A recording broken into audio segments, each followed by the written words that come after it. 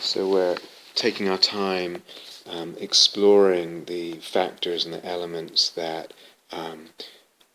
contribute to creating, shaping, forging a vessel that's adequate for the material and the fire of Eros, and the transformations there and the explorations there, and also what it means to, so to speak, master the fire in relation to this kind of work with Eros and the imaginal.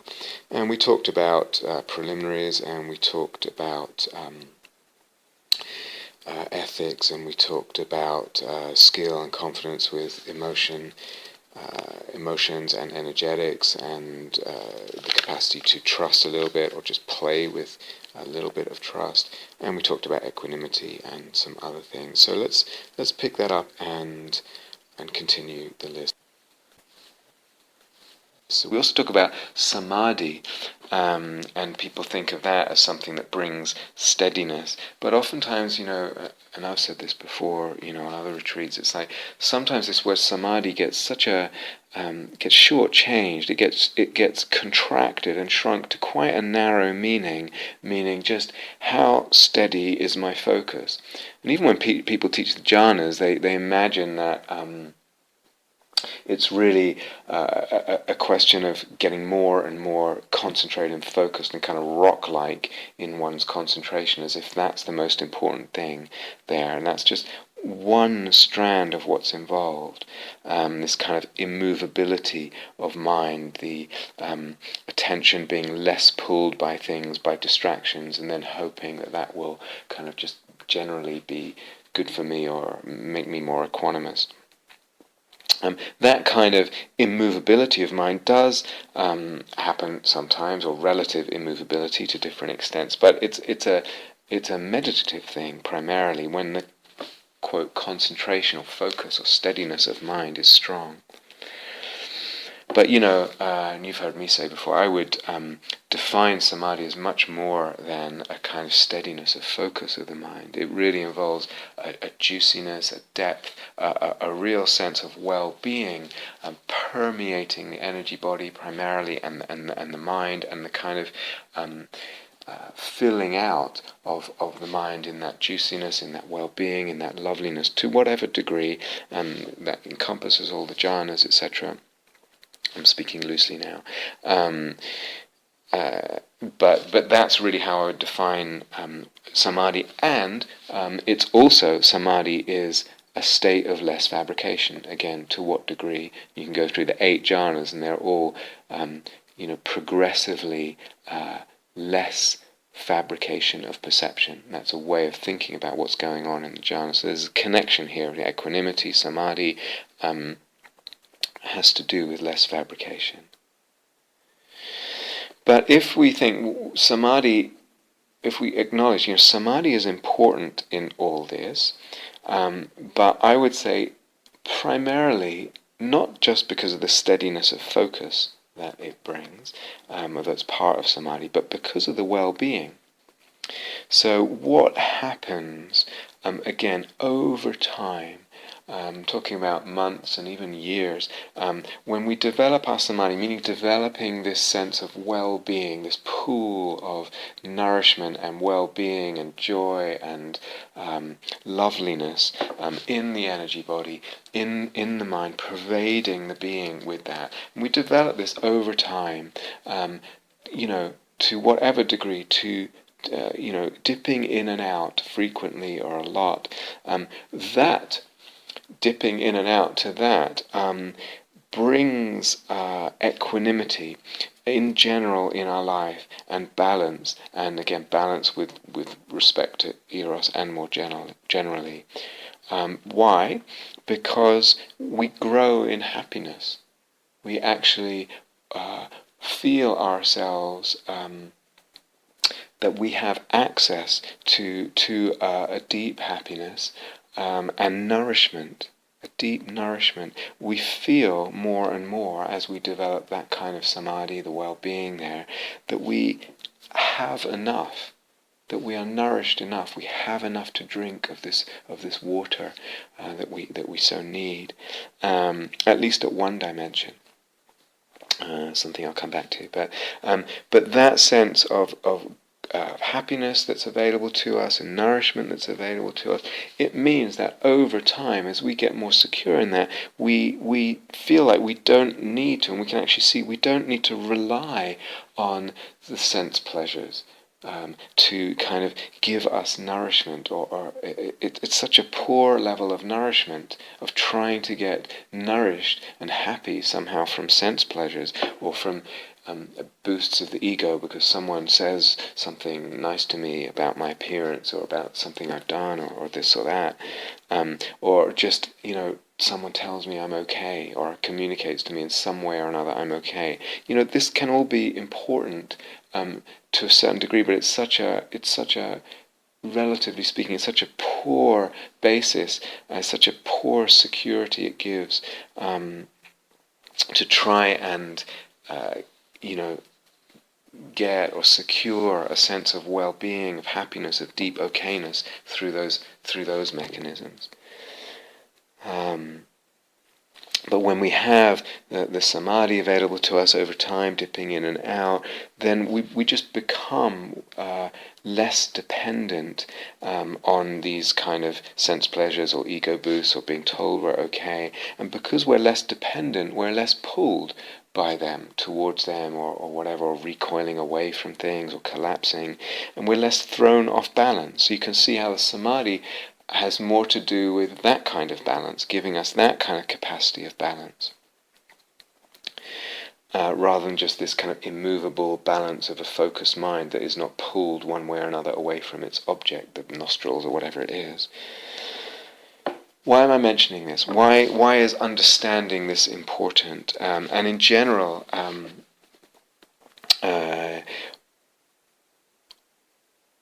I would say, because in general, I would say that understanding why and how the elements and the factors of the path work, this is important. I understand.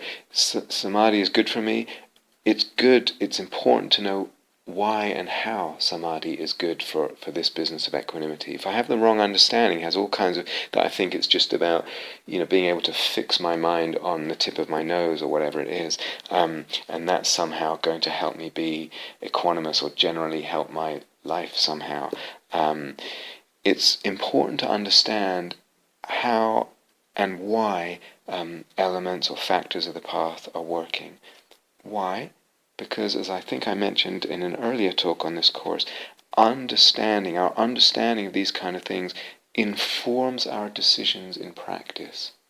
So if I understand that it's more about well-being than about nailing my attention to the tip of my nose or whatever, or the soles of my feet or whatever it is, not that doesn't have a place, and I'll come back to that, but if I understand more, that understanding itself gives me some wisdom in terms of making decisions at any moment in practice about where to lean, how to navigate, how to incline the mind, what to develop, what to let go of, etc. Yeah?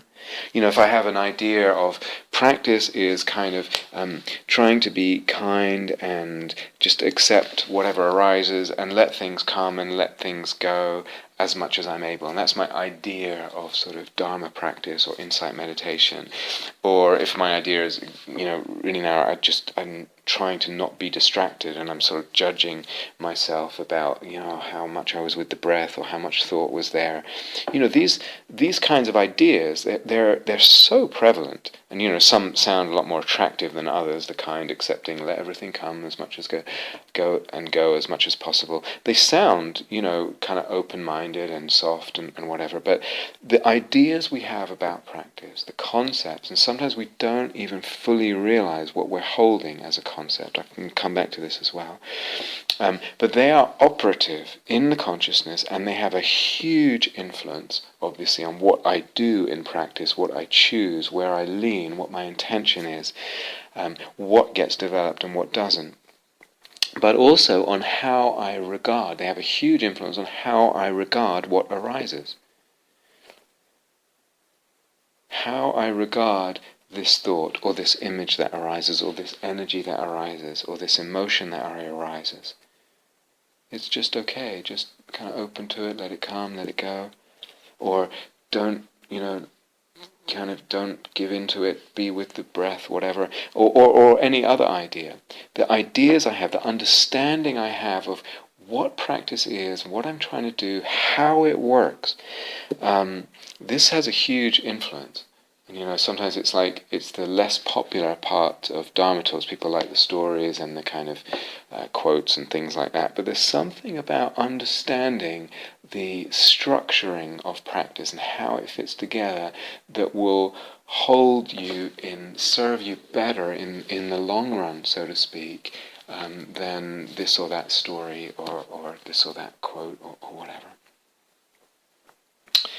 How I regard what arises determines what unfolds, the experience that unfolds, as we've been saying. So there's samadhi, equanimity, ethics, skill with emotions and energies, this trust, we've talked about all this. We can also develop kind of balance and strength in our lives in general by certain other meditations. For example, meditating on the hara, on the energy center in the sort of tantian, or the lower belly, with that, the connection of that point with the earth, and the sense of rootedness, and the connection of that point with the whole body, and meditating on that sense, and just stationing the awareness, almost like the center of the awareness at that point.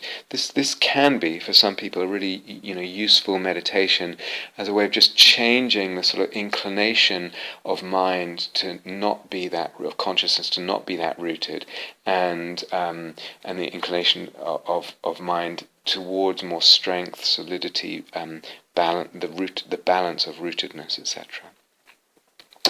But notice also implicit in that is also so it's not just about being at one point, which being conscious of the sensations at one point, which sometimes can be useful, but sometimes implicit or really helpful to be woven into those kind of meditations is also images of earth connection. Images of the earth. So there's already an imaginal element, standing meditation, walking meditation, sitting meditation, feeling or imagining that rootedness, and feeling that in the energy body, and feeling the earth, imagining the earth, really, imagining and feeling the earth as some imaginal figure, if you like, an imaginal figure, meaning the earth is alive as image. What is the image of earth? I don't mean that it's necessarily personified as a human or something like that, but the image of the earth as something that supports, that connects, that roots, that gives solidity, that gives blessing. And think of the Buddha on the evening of his enlightenment with it's famous from statues, touching the earth. The earth was, in his gesture there, an imaginal earth. Even just a little bit, there was the earth is alive for him as image. In that gesture, in that moment. So the imaginal and energetic and feeling connection, weaving these all together as they are, as we're saying, so much that's part of imaginal practice. But dwelling in those kind of practices can, for some people, be really important to dip in and out of that kind of thing and hang out in there. And other people have done plenty of that, and that's not doing more of that is not what needs to develop. But times for many people of dwelling in that in that sort of energetic and image and feeling and the fullness of that image, the beauty of that image gives ballast, gives root, can give. Sometimes it's complex.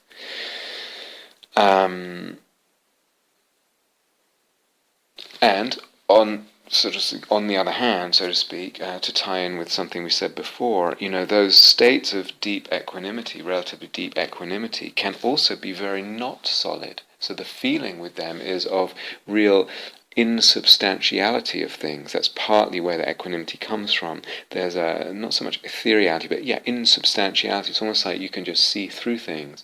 Everything becomes very, very light. But the practice of hanging out in those states, really of for instance, a very spacious allowing, letting everything come and go, and just really developing that deeper and deeper. Practices of just this really wide consciousness, just receiving and allowing everything come, everything go, resting in awareness. People give different names to that kind of practice, that orientation in practice. That is a state of deep equanimity, of relative unfabrication, but it emphasizes the spacious quality, the spaciousness of equanimity, which is important, as we mentioned before. It's not solid. So yes, solidity sometimes gives balance and equanimity, and sometimes the exact opposite is part or an element in our experience of equanimity that gives us balance. But dwelling in those kind of states of spacious insubstantiality, letting everything come, letting it go, letting things fade, really, really helpful in the long run. Can be, but I'm talking about, again, hours, not just this one experience or here and there, or just dipping in for a couple of minutes. We're talking about like really developing the ability to hang out there for a long time, have it be accessible. So there's the imaginal connection with the earth and the, the rootedness and the belly center and all that, and the solidity there. There's these much more spacious states of allowing an insubstantiality, lack of solidity, but giving a kind of balance and equanimity. And there's also a third here in this little list about strength and balance. There's also the images of strength that are available to us. So imaginal figures and images of strength, maybe solidity, but images of strength. Now sometimes what happens is a person's imaginal practice is alive in certain directions, certain kinds of images, but not so much in others. So, for example, someone might have a lot of images of devotion and very, very beautiful and sort of surrender, and not notice that, or ignore or discard or not choose to dwell in other images that arise for them that are more images of strength. So they have an inclination or a tendency or a habit or a pattern or an okayness to kind of, or a captivation even, with images of surrender and softness, but images of strength, whatever they might be, and they can be many kinds, they tend to ignore, discard, not even notice sometimes, and or choose not to dwell in.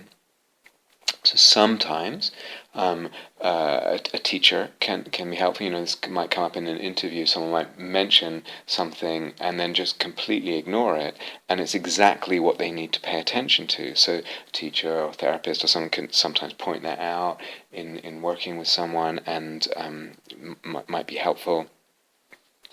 And one could even, in some instances, I guess, prescribe this or that kind of image for a person to develop more strength. I'm cautious about that. Not saying it's not, helpful sometimes or possible sometimes, but I would be a little cautious about it, partly because it also kind of implies that the teacher-therapist knows best, but also for other reasons. Also, sometimes as well, if we talk about strength, sometimes there's a kind of general weakness of the being. It seems like there's just a sort of this tendency to collapse, or kind of everything gets a little mushy and soggy and can't kind of sustain or present, and you kind of feel it in a person's being. Sometimes it's just a general sort of weakness, and sometimes there's a kind of general suppression of libido, of life force. But here, if that's the case, again, we have to be careful, because what is just natural to a person, and they shouldn't be told or forced to be different than they are. It's just natural for them to have that much libido or this much libido, or whatever it is, a little, a lot, rather than kind of pathologize them as being repressed or being overcharged or over erotic or over excitable or whatever. But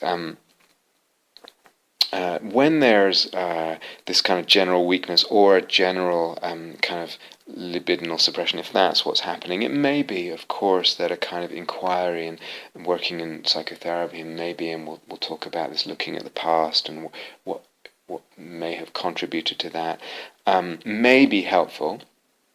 But again, whether it helps or not will also depend on the conceptual framework operating in the psychotherapy. And all psychotherapies and all teachings have a conceptual framework, and so if the conceptual framework is again got a certain image of what one should be like, or what one's moving towards, or a concept of what's right and what's wrong and what's okay and what's not, that will determine a lot what actually gets released. But it may be that some work in psychotherapy actually helps with that. It also might be, sometimes that kind of, if there's this, seems to be a kind of general libidinal suppression, then it might be that finding where the libido flows easiest in that person's life and expresses the easiest. Finding that and encouraging and supporting that may then just allow the libido to flow, and then it can begin maybe to move towards a kind of general strengthening and vitality, and perhaps opening the range of the libidinal expression, opening it wider than just that one area where it sort of trickled a little bit in the first place. But it's complex. All that's complex.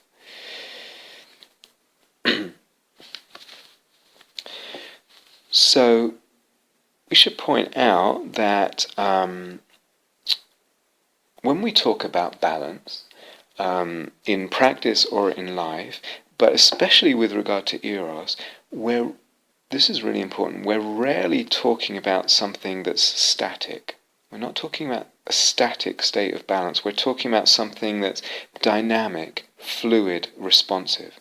Think more of a dancer or a footballer dribbling the ball this way or that, or whatever, running, or a cyclist, even just riding your bike. You're actually in a state of dynamic, responsive balance to the little micro movements this way and that. So these equanimity-giving qualities that we've been talking about, samatha, spacious awareness, equanimity itself, metta even, which I didn't mention, and these equanimity-giving qualities, it's not necessary for them to be there all the time, to be there kind of as a constant, mixed in with or in the background to our passion, or our eros, or our energetic or psychic charge. So careful with this. It's rather that we can learn to access these qualities to different depths, and eventually I would say we can learn to access them at will. This is what you learn if you practice the jhanas or these deeper states. Not 100% of the time, but generally speaking, it's possible to just choose to enter certain states. We can access them, these qualities, rest in them, and kind of marinate in them, marinate in that deep well-being of stillness. Just sit there like you leave a slab of tofu to marinate in tamari and garlic and ginger or whatever it is. You just marinate. It soaks it up. It soaks up into the being.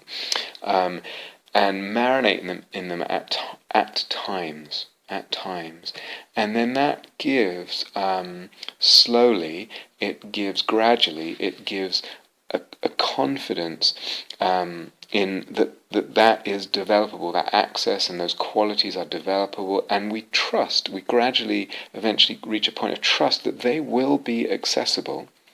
If they're not accessible in this moment, or if I'm emphasizing something else in this moment, in the not very distant future, this quality of deep equanimity, or this deep dark space of non-fabrication, relative non-fabrication, or this lovely nourishment of samadhi, or whatever it is, it will be available to me in the not distant future if I want.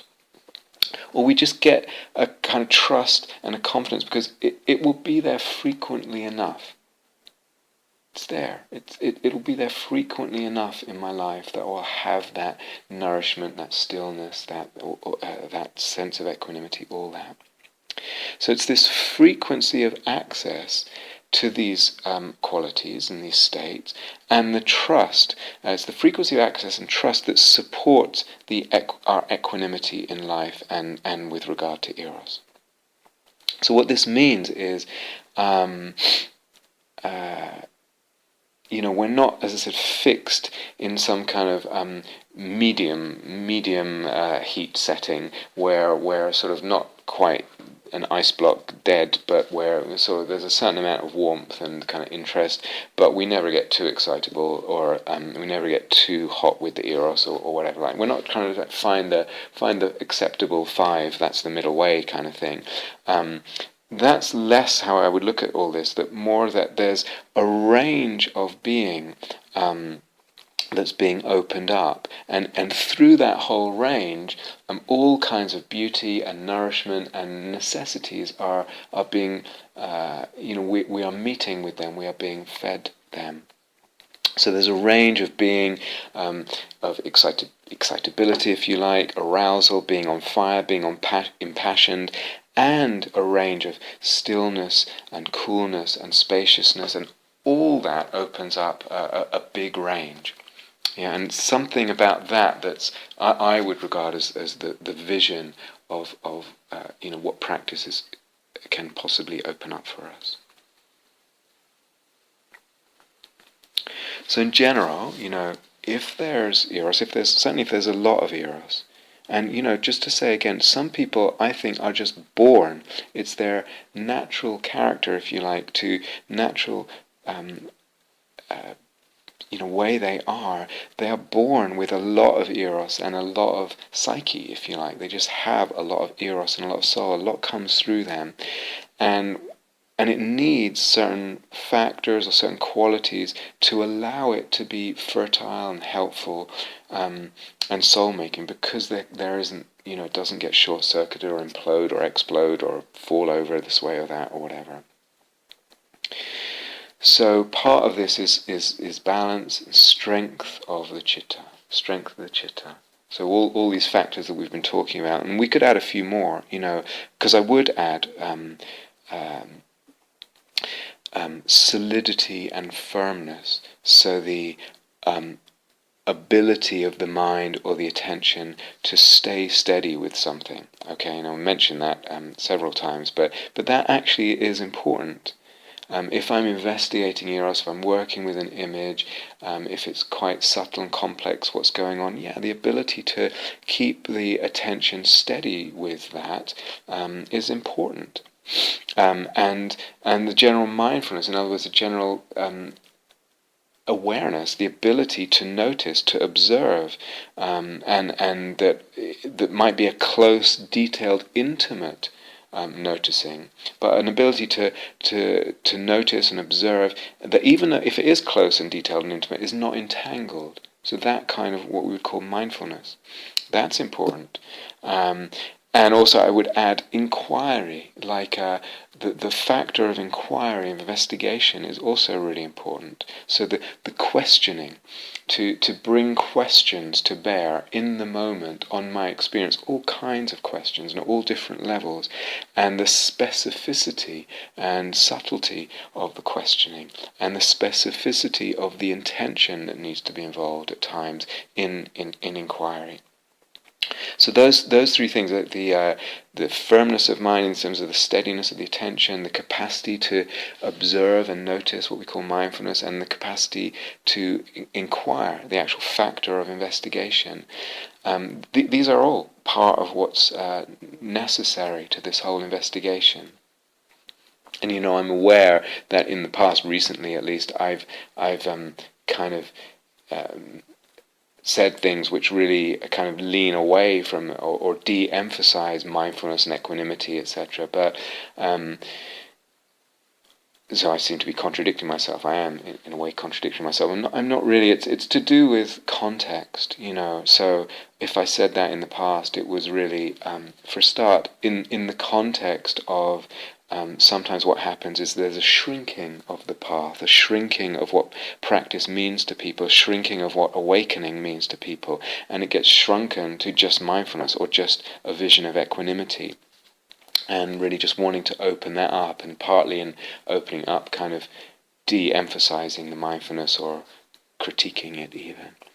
But also just to say, for myself, it's like I've spent years, training in mindfulness and developing that extensively, intensively, developing mindfulness and equanimity to really, high or deep degree of development, and maybe in my case too, I don't know if one can say this, but I think certain people have a more natural disposition to equanimity, but also to mindfulness, in fact, and I would say that's part of my natural disposition, perhaps, so that sometimes it's all me saying that is in the context both of that perhaps natural disposition, but also in the context of the general scope of teachings or how people are thinking about what practice is right now.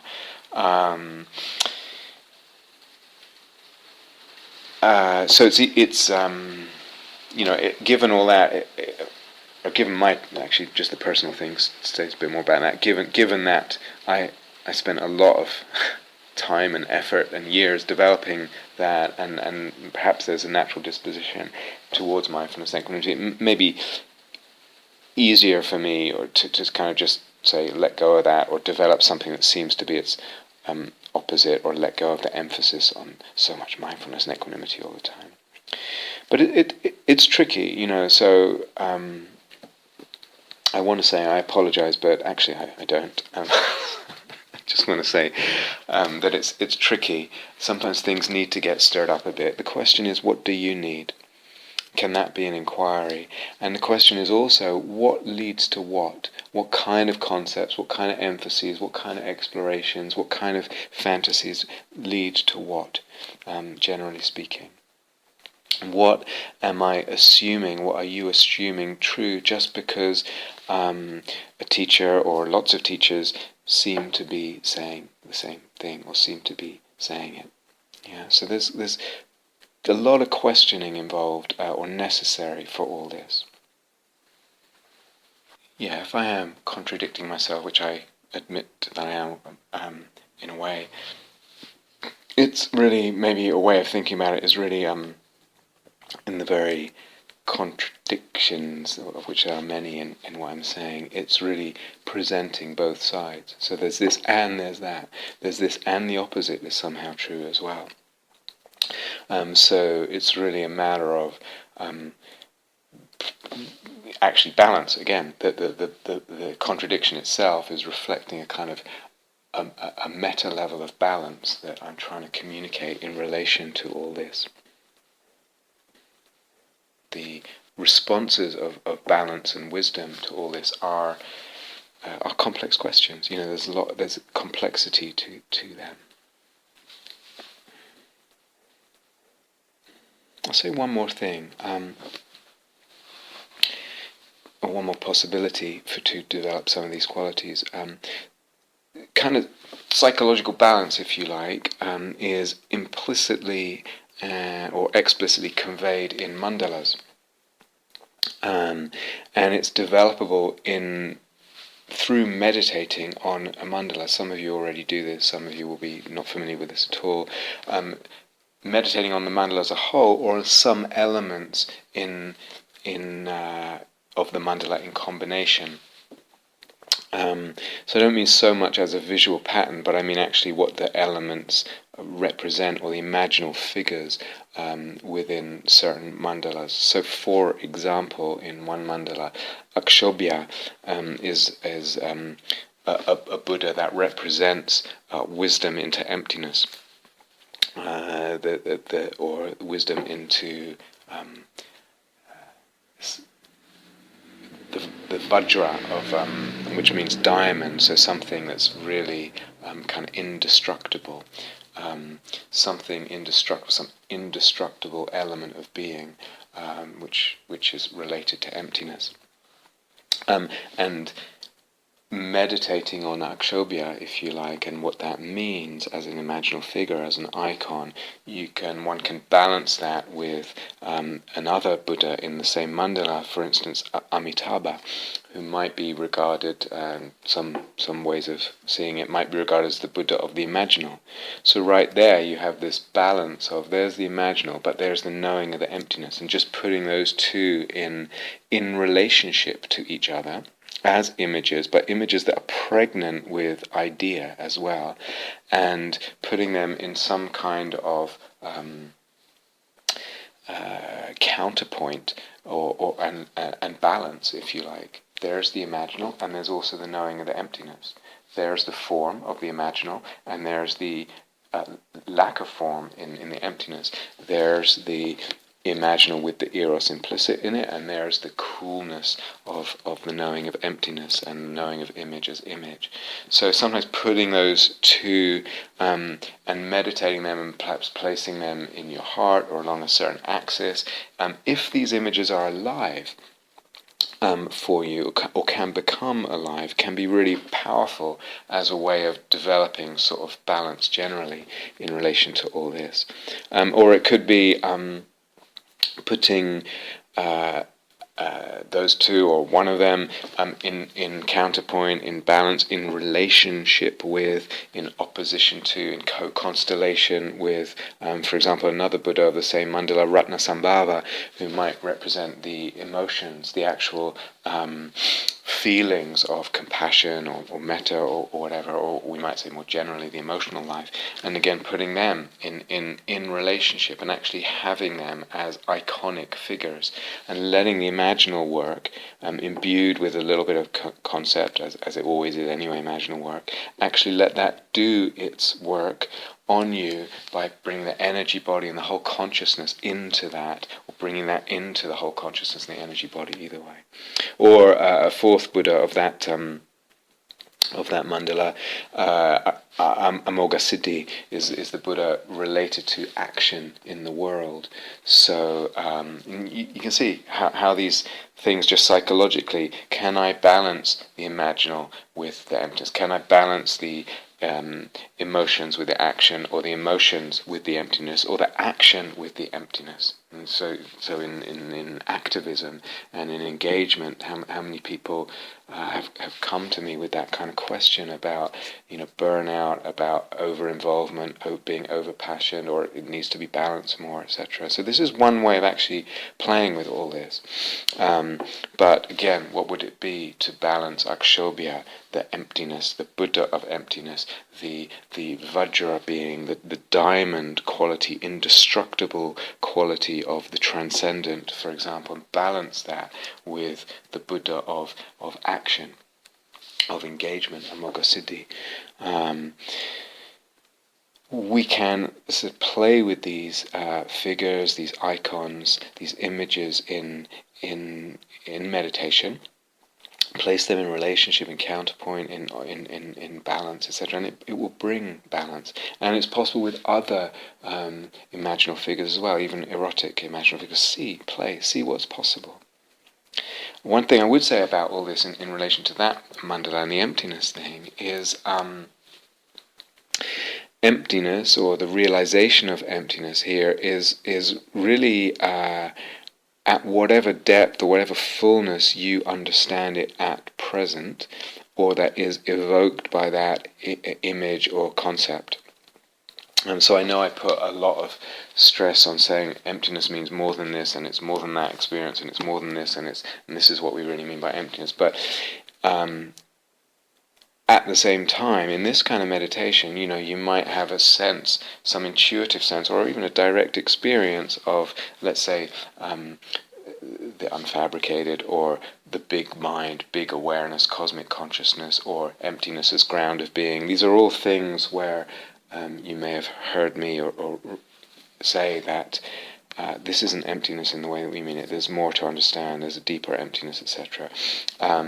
But still, they can be really valuable. So emptiness at whatever level and depth of fullness you understand it can be really valuable to bring that in the meditation. So it's alive and it's personal and it's relevant to you right now. You don't have to wait until necessarily. I mean, it's better if you have a deeper understanding, but or it will be better when you have a deeper understanding. But you can bring in any level of what these images and ideas bring. Whatever level is alive for you, that you can bring in. It will still have a lot of power here. Or, that Akshobhya might be the Dharmakaya, the non-dual Buddha's gnosis that includes all appearances. It in a way, it's not important. What we want is something that's relevant and that has a certain potency and power to bring into the meditation, and let it do its work, let it do its alchemy. Because it is interesting to me as a teacher, sometimes how vague concepts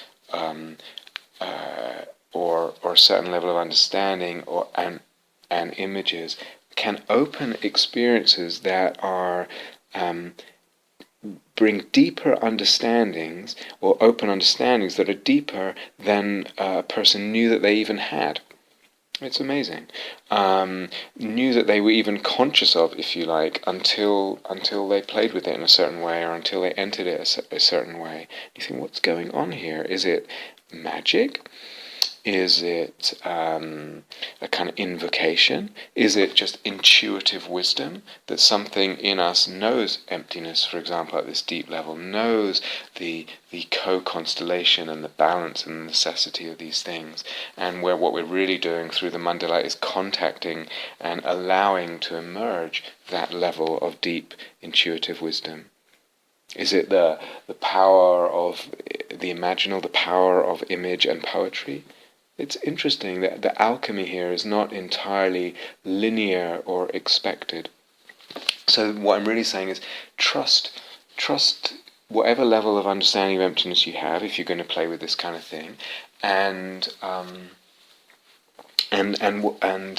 trust the imaginal to do a certain work here that's, again, it's got a certain autonomy to it. It's beyond what we might have imagined in the narrow sense, what we might have expected or thought beforehand. Okay, so we've just in this talk we've talked a lot about strength, balance, space, vessel, mostly as a kind of sort of collateral, as how we develop these sort of qualities in our life that can then shape and inform and give us balance generally, which will affect our relationship with Eros when it arises and all that. In the next part of the talk, we want to talk about what does balance mean actually as you're doing imaginal practice, as the Eros is alive with this beloved other, with this erotic object. What does mastery and balance and responsive mean in the moment there, in the actual practice? So this talk was mostly on the sort of what's around that practice, as the development of collateral. And next one's actually in the practice. And just say it one more time. Sometimes for some people there comes a time to question even the whole ideal of balance and equanimity, or question one's clinging to the opposite of being, passionate and up and down and this or that. I'm like this or whatever. So I'm really interested in developing that. Developing the skills and the art of balance and equanimity, etc., with respect to Eros, and that also there's a place for just questioning this. It's an ideal. Balance is an ideal. I'll say a little bit more about it, but in the next talk. But But there's sometimes the place for just questioning this whole ideal. Where did it come from, and do I have to buy into it? And what does it look like? Okay. Thank you for listening. To learn